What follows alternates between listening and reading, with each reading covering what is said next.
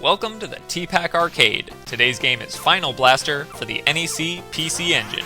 In this 1990 shoot-'em-up from Namco and Nova, Bosconian aliens are threatening Earth, and it's up to the Starfighter Blaster Mark II Phoenix to stop them. Naming a spacecraft Blaster Mark II Phoenix is a bit of a mouthful, but it's so cool that I don't even care. And this game really is all sorts of cool. 7 stages of aliens and mechs and lasers and explosions, basically all you'd want in a space shooter, plus some unique mechanics to help it stand out. First is the variable scrolling. If you back against the bottom of the screen, you can actually briefly slow down the speed of the auto-scroll, which can be equally helpful and disorienting for avoiding enemy fire, since you have more leeway to do so, but your brain has to calculate how its trajectory will change when the screen isn't moving at a constant rate anymore. And my brain is still busy calculating just how cool it is to name a starship Blaster Mark II Phoenix. The second unique mechanic here is the power-up scheme, which revolves around bi-colored item pods.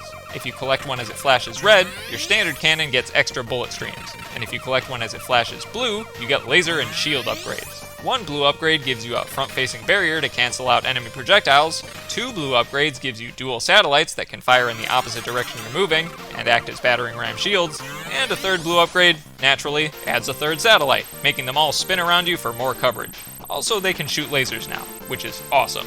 These upgrades are more or less the key to survival in this game, so luckily, you can recover them even if you die by snatching the green capsule that your last ship left behind. There are also 2 special attacks at your disposal. One actually happens to be referenced in the incredible StarCraft name, Blaster Mark II Phoenix, and that's the Firebird. If you hold the action button, your ship charges up and unleashes a flaming phoenix that barrels right through everything in its path and does a ton of damage. And the other special attack is the Smart Bomb, which clears all bullets and enemies on screen. Problem is, using the bomb knocks you back 1 level of your blue upgrades. Not that that's always a bad thing though, I actually did it on purpose sometimes when I needed the double free-range satellites more than the triple fixed-shot satellites, because there can be a lot of enemies to deal with here, and more cannon angles are always welcome. Stage 1 is a fortified planet surface, with various colorful, hulking space cruisers charging death rays, indestructible spinning metal plates, Xevious says hi, and a mecha monster boss that tries to ping-pong you to death with solar flares bouncing between 2 laser barriers. Stage 2 is a massive spacecraft carrier full of runways lined with turrets and missile hatches.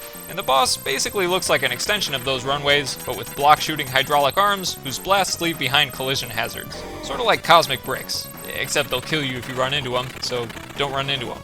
Stage 3 is a gauntlet of floating mechanical masses made of guns, which is just as dangerous and uninviting as it sounds. You'll definitely want some satellite upgrades to battering ram these things along the edges. Then you'll want to switch to the Phoenix Charge attack for the boss, which is some kind of biomechanical robot pod that follows its own self-populating vine trail, and is only vulnerable when it opens to volley lasers at you.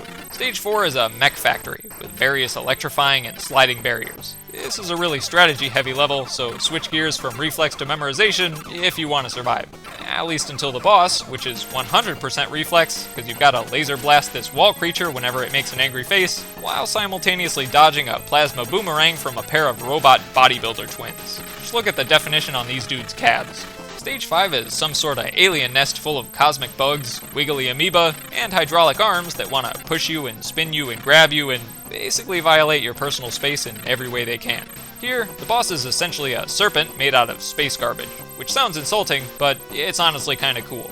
Stage 6 comes out of left field a bit with its ancient Egyptian theme, but that's actually pretty common for space shooters, so yeah. The passages are full of crushing blocks, living hieroglyphics, fire-breathing gargoyles, and tiny evil rosebuds.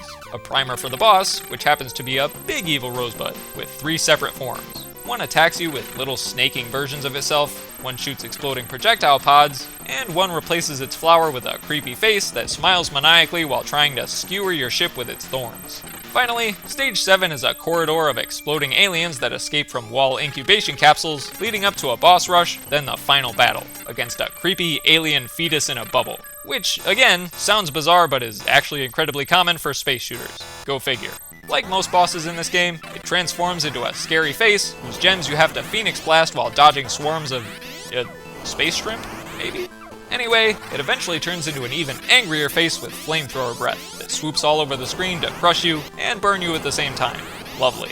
The graphics in Final Blaster are pretty excellent. mixing together alien biodesigns, mechanical elements, and decidedly evil vegetation into a surprisingly cohesive package. There are even some especially unique additions, like the hieroglyphic outlines that rotate around as flat planes. Neat.